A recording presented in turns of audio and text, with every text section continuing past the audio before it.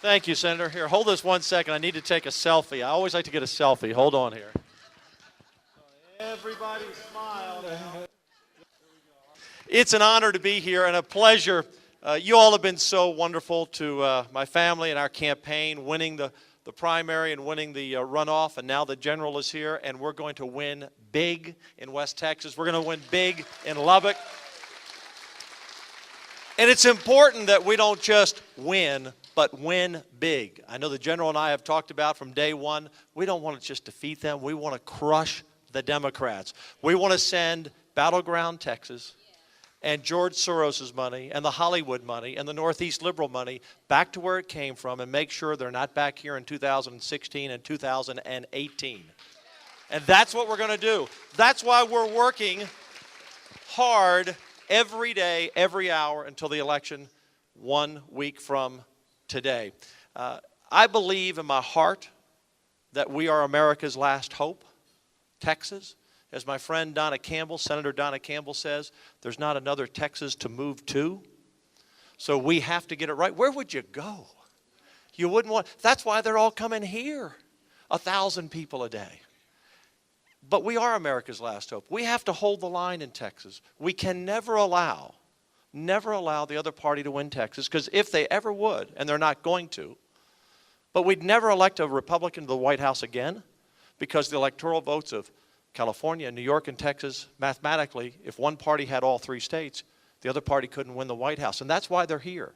That's why they'll spend $75 to $100 million in various races to try to take the state Democrat. Well, let me tell you something. Not on our watch. It's not going to happen. And why? It's because of issues. We're right on the issues with every Texan. With every Texan. If I walk into a room of 100 Democrats who are conservatives who always voted Democrat, and I tell them that I stand for life, I stand for family, I'd never support an income tax, I stand to kill Obamacare, not expand it, I stand for school choice and economic opportunities, I walk out of that room with votes. But if a Democrat like Wendy Vanderpute and Letitia Davis were running against the same person, they're both liberals, but if they walk into a room of 100 Republicans and talk about being pro-abortion, not for family, for an income tax, to expand Obamacare, not to secure the border, they don't walk out of the room with 1 vote. It's about issues. It's about issues that all Texans believe in.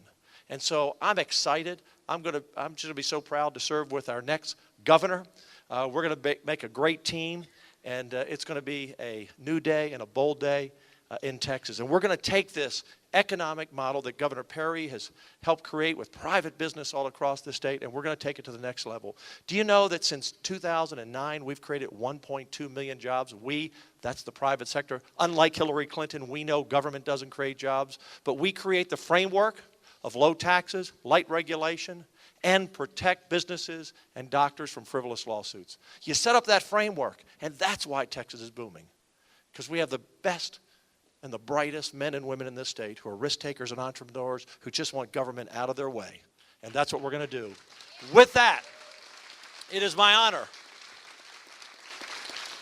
to introduce my friend. We've known each other for a long time, when he was a judge back in Harris County, and that's where I hail from as well.